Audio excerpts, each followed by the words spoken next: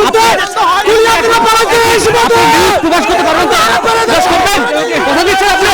ঠিক আছে, এখন তাকে আটকাইতে হবে। সে যেন দেশ থেকে উল্লাস